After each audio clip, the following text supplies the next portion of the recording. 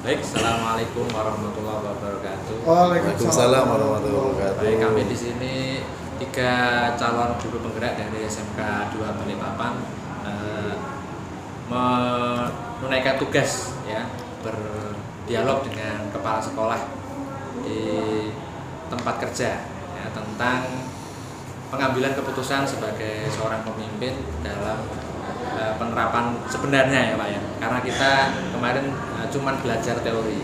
Menurut Pak Rus bagaimana? Ini kami dari SMK 2 ada Pak Bambang Herlandi, Pak Heri Bambang Santoso, dan saya Andi Leta Setiawan sebagai calon guru penggerak. Mungkin bisa untuk tanggapan sebelumnya tentang ini Pak, dilema etika dan bujukan moral. Kalau dilema etika itu tadi ya, ada dua ingin keputusan yang sama-sama benar, tetapi sebenarnya bertentangan gitu. Sebenarnya sama-sama benar. Misalkan dalam pengambilan keputusan nanti kita mengambil salah satunya juga ada tanggung jawab yang akan kita jalankan sama-sama gitu Pak. Jadi sebagai kepala sekolah, dari pengalaman Bapak selama ini bagaimana Pak? Baik, assalamualaikum warahmatullahi wabarakatuh. Terima kasih sekali atas kunjungan dari teman-teman calon guru penggerak ya, yang hari ini kita sepakat untuk ngopi bareng ya, ngobrol pintar. Dan di sini saya selaku kepala sekolah SMK Negeri 2 Balikpapan, nama saya Rusjanto, dan saya sampaikan apresiasi ya setinggi-tingginya terhadap teman-teman ini yang masih muda-muda, udah luar biasa pemikirannya, mudah-mudahan dapat menggerakkan semuanya ya. Siap ya. Sukses selalu. Terima kasih Pak. Ya, kalau menurut pengalaman saya pribadi sih sebenarnya banyak beberapa masalah yang perlu mendapat penyelesaian itu tidak bisa hanya ditetapkan sendiri gitu ya.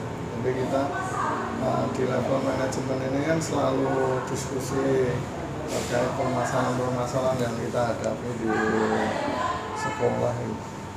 Nah sekarang kita ambil contoh aja lah, kasuistik gitu, apa kira-kira yang nantinya akan kita jadikan contoh pembahasan. Ya misalnya seperti ini Pak, si anak ini Siswa peserta didik ini dengan guru, bukan dengan peraturan sekolah aja Pak. Misalnya si sekolah. anak ini jarang masuk Pak. Ya. Ternyata kondisi di lapangan setelah dicek itu memang ternyata terkendala beberapa hal. Di antaranya adalah ada orang tuanya yang sakit, harus dijaga, kemudian dia juga terkendala di masalah ekonomi gitu Pak. Nah di sisi lain kan si anak ini juga istilahnya melanggar peraturan Pak, karena aturan sekolah adalah mewajibkan anak itu masuk setiap hari dan mengikuti pembelajaran. Tetapi di sisi lain kita dihadapkan pada kondisi peserta didik tadi yang harus menjaga orang tuanya yang sakit, kemudian juga keterbatasan ekonomi sehingga dia juga sulit untuk bisa datang ke sekolah seperti itu ya. Itu dilema seperti itu seperti apa Pak? Kira-kira kalau Bapak menyelesaikannya?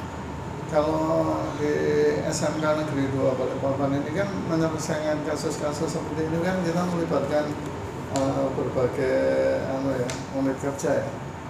Misalnya dari wali kelas, kemudian ya yang pertama pasti dari guru bidang studi dulu ya, dari guru mapel dulu. Kemudian ada BK, Pro, itu jenjang-jenjang itu yang perlu kita libatkan secara menyeluruh. Kemudian kita juga melihat situasi-situasi seperti itu tadi, untuk menggali situasi yang tadi disampaikan Pak Heri Bambang itu salah satunya dengan home visit ya. Melihat kehidupan si anak ini seperti apa sih kehidupannya sebenarnya. Karena kalau kendalanya di ekonomi kan pasti kita akan memberikan bantuan ya, misalnya dengan bagaimana meringankan beban dalam pembiayaan transportasinya, atau mungkin dalam hal penyediaan semacam buku-buku yang bisa digunakan dia gitu. Ya contohnya seperti itu. Iya Pak. Dan itu pernah terjadi di SMK 2 dan saya tahu sendiri karena kebetulan akuntansi dan sekolah memang berperan untuk anak itu bisa datang ke sekolah setiap hari. Kebetulan waktu itu anaknya tinggal di daerah Gunung Kawi. Saya tahu sendiri ada bantuan setiap bulan dari pihak sekolah SMK 2 dan itu benar-benar sangat membantu sehingga anak bisa menyelesaikan pendidikannya dan mendapatkan solusi yang terbaik dari sekolah. Terima kasih Bapak. Oke, izin bertanya Pak, berkaitan dengan pengambilan keputusan. Kalau misalnya sekiranya ada kasus yang dua-duanya itu sangat penting dan mengandung nilai kebajikan, kebenaran gitu Pak. Contohnya mungkin di saat kita bagi rapot gitu ya, untuk kepentingan sekolah, misalnya si anak nilainya kurang gitu, tapi dengan kondisi sudah kita home visit dan lain sebagainya, si anak juga tetap kurang, tapi dari sisi lain kita ingin mempertahankan kebijakan sekolah yang harus tetap kita jalankan. Gimana? Baik, selama ini kan selalu saya sampaikan ya, dengan berbagai rapat besar gitu, bahwa dalam hal pembelajaran seperti itu, bahwa setiap siswa itu kan mempunyai passionnya masing-masing ya. Jadi kalau dalam hal prestasi akademik ada kendala-kendala seperti itu ya, kita juga harus memberikan pendampingan. Di sini kan ada istilahnya guru BK ya, bimbingan konseling, dan istilahnya dalam hal kesulitan belajar ya, siswa harusnya mendapat pendampingan seperti itu. Kemudian melihat minat anak ini di mana, kelemahan selama ini bahwa di Balikpapan ya khususnya ya, ada seluruh Indonesia itu masa SMK ini kan belum melalui tes minat bakat. Jadi kalau di sekolah kejuruan ini sekarang ini bahasa pokoknya masuk di sekolah negeri ya, itu kendala terbesar di sekolah kejuruan. Jadi begitu anak itu masuk di jurusan yang dia tidak senangi, itu kendala belajar masih akan muncul. Nah, gimana maksud saya bagaimana Bapak memutuskan di saat sudah capai puncaknya gitu Pak, sudah capai puncaknya di saat pembagian rapot atau rapat kenaikan kelas, kemudian ada hal yang sampai di puncaknya seperti itu, anaknya sudah dibimbing dan lain sebagainya, tapi tetap pada posisi si anak tidak bisa mengikuti tahapan yang sudah kita berikan aturannya. Baik, kita kan ini ngopi ya, ngobrol pintar lah. Siap. Jadi kalau Pak Andilita kira-kira pendapatnya seperti apa dulu? Ya, ini kan dilema kasihan, rasa kasihan dan rasa keadilan, karena kasihan si anak ini memang mungkin tidak sesuai dengan bakat dan minatnya waktu masuk sekolah, kemudian sekolahnya jadi ogah-ogahan. Nah, terus juga latar belakang keluarganya misalkan ekonomi tadi kurang ya kan. Nah, sehingga kalaupun nanti tidak naik atau bahkan dikeluarkan, kan kita punya rasa kasihan terhadap masa depan si anak nanti. Juga dilemanya untuk masa kini dan masa akan datang ya kan. Nah, masa kininya ya anak ini tadi bisa jadi putus sekolah ya kan, masa depannya juga akan lebih suram lagi. Nah kan logikanya seperti itu. Tapi kan kita tidak bisa tidak mungkin lah, karena kedepannya nanti anaknya sesuai minatnya. Kan kita sekolah juga punya aturan. Punya aturan. Dilemanya yang kedua, kita harus tegakkan itu sesuai dengan peraturan gitu loh. Karena sesuai misalkan nilainya di bawah KKM kan berapa? 3 mapel ya kan. Ditambah lagi karena dia malas-malasan ke sekolah, alpanya juga banyak. Jadi kasus terjadi di kelas saya juga seperti itu. Alpanya kita punya toleransi berapa? 16 ya. Nah, kemudian ini di semester 1 aja sudah 16. Nah, terus nilainya juga kurang. Di semester 1 dibantu lah. Ya kan? Ya sudah, semester 2 harus lebih baik lagi. Kita kasih pendekatan tiap hari. Kemudian kepada temannya juga suruh bantu kalau ada tugas-tugas. Ini si Keisha nih cepet dibantu biar selesai tugasnya. Nah, tetapi juga gitu kumat lagi. Awalnya datang terlambat, lama-lama sudah masuk sekolah. Kemudian ya saya bawa ke ruang BK karena di semester 1 kan sudah ada panggilan pertama. Terus semester kedua ini saya kasih panggilan kedua, menghubungi guru BK.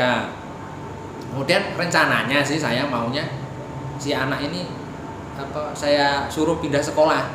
Yang penting sekolah gitu loh. Kalau yang fleksibel kan di RKB SKB di sekolah. Nah, karena sekolahnya enggak setiap hari masuk, kemudian ijazahnya juga setara dengan disetarakan lah ya kan, kejar paket itu. Nah, seperti itu. Nah, tetapi kita sebagai sekolah kan tidak bisa Pak langsung bisa dikeluarkan gitu kan. Nah, harus bisa bagaimana masa depan si anak ini bisa terus sehingga kedepannya anak-anak ini juga akan bisa mencapai cita-citanya. Soalnya ijazah yang dikeluarkan itu juga setara dengan sekolah negeri kalau di paket itu kan. Bahkan kalau sekarang masuk ke polisi kedinasan ya bisa. Menurut Ivo seperti itu sih. Mas Heri. Oke, kalau saya sih Pak menanggapinya seperti ini. Sebenarnya kalau saya pertama yang kita kedepankan harusnya adalah komunikasi. Jadi semua pihak kita libatkan dalam hal untuk menangani hal ini. Bisa kita libatkan orang tua untuk berkomunikasi si anak tersebut, juga BK, guru, wali kelas, juga bisa kaprol ataupun nanti dari kesiswaan atau dengan kurikulum. Kita bersama-sama mencari solusi terbaik buat si anak ini. Terutama gini, kalau pengalaman saya sebenarnya komunikasi memang sangat penting sekali, karena si anak ini mungkin dalam masa tahap-tahap di mana dia masih mencari jati dirinya. Disinilah peran kita sebagai pendidik, terutama dalam konsep Ki Hajar Dewantara adalah kita ini adalah petani gitu ya. Petani yang berusaha untuk menjaga dan merawat benih yang sudah dituai di SMK 2. SMK 2 ini ibaratnya adalah lahannya gitu. Siswa itu adalah benihnya. Nah, bagaimana benih itu yang awalnya tidak bagus, awalnya tidak mau masuk sini, tapi kemudian bisa interest ke sini, mungkin ada sisi-sisi lain yang mungkin bisa kita tumbuhkan dalam diri anak sehingga kita arahkan bisa berkembang potensi yang lainnya mungkin di luar akademik atau di bidang lainnya yang bisa membuat dia termotivasi untuk terus tetap belajar gitu, sehingga itu bisa menutupi materi-materi lainnya yang selama ini dia tidak suka. Jadi kan kalau seseorang tidak suka sesuatu itu, saya yakin tidak semuanya pasti nggak suka, pasti ada sisi yang dia suka. Nah, bagaimana kita membantu anak itu untuk menemukan sisi yang dia suka sehingga itu bisa terus kita dorong untuk membantu dia sampai ketemu potensi yang dia miliki sehingga bisa membantu dia sampai nanti dia lulus. Seperti itu sih Pak. Iya Pak.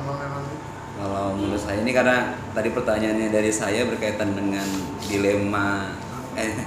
dilema di saat sudah akhir Pak, bukan di saat berjalan gitu ya. Masalahnya ini harus diputuskan di akhir, bukan di saat sedang berjalan. Kalau mungkin sedang berjalan bisa tadi diambil langkah-langkah, tapi di saat ini sudah di akhir, ya seperti tadi Bapak sampaikan, tentunya ini kan bukan hanya keputusan satu pihak, Bapak sebagai kepala sekolah, tapi perlu masukan dari teman-teman yang lain. Nah, di saat sudah injury time seperti ini, antara kebijakan sekolah, aturan sekolah dengan apa yang harus anak ini lakukan memang sangat dilema, Pak. Pertama, memang kita tetap harus mengedepankan aturan sekolah, karena kalau di saat kita meringankan salah satu pihak, sedangkan yang lain juga berkasus yang sama misalnya, tapi kita bebankan dengan perbedaan yang dengan penanganan yang berbeda, saya rasa di situ jadi tidak adil kan terhadap si anak gitu. Terhadap aturan sekolah juga jadinya kita seolah-olah ada dua aturan yang kita lakukan. Di saat si anak A ini kita bikin aturan tersendiri, jalankan aturan sendiri, B jalankan aturan tersendiri. Nah, kalau menurut saya sendiri, karena ini sudah di injury time, sudah di akhir, tetap kita lakukan kebijakan sekolah yang memang sudah kita tentukan di awal, kemudian dengan memperhatikan ya tadi perkembangan yang ada di anak tersebut. Bisa seperti misalnya ya tadi kembali ke Mandileta, kita coba komunikasikan apakah memang bisa sekolah di tempat lain gitu. Karena kalau kita paksakan dia tetap harus di sekolah, berarti dia tetap tinggal kelas gitu kan. Dengan ikutin aturan sekolah berarti dia tinggal kelas kan, tapi dengan tinggal kelas bukan berarti dia kembali ke permasalahannya di awal kan, tapi harus memperbaiki masalahnya dia. Karena tinggal kelas itu bukan berarti dia kiamat ya Pak gitu. Nah, dia harus mengulang, memperbaiki sikap dan perilakunya, tapi juga kita juga mempertahankan aturan sekolah yang berbeda. Itu kalau menurut saya sih. Baik, jadi dari apa yang sudah disampaikan teman-teman ini sebenarnya kan kita bisa mengambil sebuah pembelajaran bahwa dalam mengambil keputusan itu harusnya juga memperhatikan proses-proses yang sudah dilakukan oleh semua pihak, namanya guru mapel, wali kelas, BK, Prof dan seterusnya. Sehingga jika sudah di injury time seperti itu kan ya kita tinggal mengevaluasi apakah hal-hal yang sudah kita lakukan ini sudah dilakukan pada anak tersebut. Kemudian yang kedua, bahwa mengambil sebuah keputusan di injury time itu juga harus melihat itu tadi, apa yang sudah kita lakukan sebelumnya gitu. Kalau hal-hal itu sudah kita lakukan, komunikasi juga dengan orang tua sudah intensif lah ya, maka ya peraturan sekolah harus ditegakkan. Jadi ya saya sangat setuju sekali apa yang sudah disampaikan tadi. Ya kalau sampai akhirnya anak itu keluar dari sekolah ya kita memberikan opsi-opsi, berbagai opsi lah. Misalnya dengan SKB tadi, bisa juga dengan GBLK ya, atau pendidikan non formal lainnya, kursus ya seperti itu. Jadi pada dasarnya jangan sampai kita ini mengeluarkan anak itu menjadi beban negara. Betul. Oke. Lanjut lagi Pak Herman. Ya, kalau yang tadi kan untuk langkah-langkah sudah ya disampaikan oleh Pak terkait dengan alurnya berkomunikasi dari mulai wali kelas, BK dan lain sebagainya. Itu mungkin sudah terjawab ya Pak. Kemudian yang selanjutnya ini Pak terkait dengan hal-hal yang selama ini Bapak anggap efektif dalam pengambilan keputusan untuk kasus-kasus tersebut seperti apa Pak? Contohnya? Misalnya seperti apa? Apanya? Iya, untuk yang sifatnya efektif bagi kepala sekolah mengambil keputusan? Strategi dari Bapak yang efektif, paling Untuk- efektif menurut tidak, Bapak itu tidak memakan waktu. Misalnya ada kasus nih Pak, tapi biar cepat terselesaikan gitu Pak. Ya, yang Strateginya. seperti saya sampaikan tadi, yang pertama kan kita melihat dulu situasi yang mengakibatkan kasus itu terjadi. Ya. Kemudian yang kedua, kita mengidentifikasi permasalahan itu, melibatkan siapa saja. Kalau masalah anak nilai prestasi akademiknya kan juga pasti melibatkan guru mapel dan seterusnya, ya kita melihat dulu di situ apakah semua mapel itu memang mengalami kendala. Kemudian yang ketiga itu kita komunikasikan dengan orang tua, mencari opsi-opsi yang terbaik, ya kan. Jadi opsi-opsi apa yang bisa kita tawarkan ke siswa maupun ke orang tua. Ya. Kemudian ya kita dari situ baru kita mengambil buah keputusan sesuai itu mau diapa. Oke, terima kasih. Nah, ini selanjutnya Pak, selama Bapak menjadi kepala sekolah nih Pak, kira-kira tantangan apa sih Pak yang apa namanya terkait dengan pengambilan keputusan ini? Apa ya, semacam tantangan yang Bapak hadapi? ya mungkin hambatan-hambatan selama ini. Saya ada sebuah kasus hambatan yang benar-benar harus apa ya Pak ya, harus membutuhkan proses yang seperti apa gitu Pak, menantang lah kasusnya gitu. Pernah nggak yang selama Bapak mulai dari menjadi kepala sekolah gitu Pak, ada nggak sebuah kasus yang begitu menantang lah ceritanya gitu? Ada dilemanya besar banget gitu loh Pak. Kalau selama ini ya kasus yang pernah terjadi di SMK 2 ya itu tadi, sudah mau ujian anaknya sering nggak masuk dikarenakan kendala ekonomi. Kasus-kasus seperti Dan itu Pak ya. alhamdulillah dari teman-teman BK kan dapat menyelesaikan. Ya, apa terakhir sudah? Sudah. Menurut Bapak ini kita kan sebagai calon guru penggerak kan kedepannya nanti kan juga mengalami ya, akan diberi tugas juga kurang lebih bisa jadi juga menjadi kepala sekolah seperti Bapak. Mungkin pesan-pesan apa yang bisa disampaikan kepada kami sebagai calon guru penggerak kedepannya agar lebih mantap lagi gitu dalam menjalankan amanah, ya kan? Bisa mengambil keputusan Dan bisa mengambil keputusan yang tepat dan berpihak kepada murid tentunya. Ya, sebenarnya kalau saya melihat ini kan dari yang sudah disampaikan saat kita ngobrol ini sebenarnya udah luar biasa, ilmunya itu udah dapat. Yang saya pesankan ya utamanya itu dalam menangani masalah-masalah seperti ini, itu satu itu memperjelas permasalahan, memperjelas. Karena kalau kita hanya dengarnya itu bisa blunder dalam mengambil keputusan. Mengidentifikasi. Ya, mengidentifikasi masalah itu, kemudian pihak-pihak yang terlibat itu juga harus diajak untuk berkomunikasi.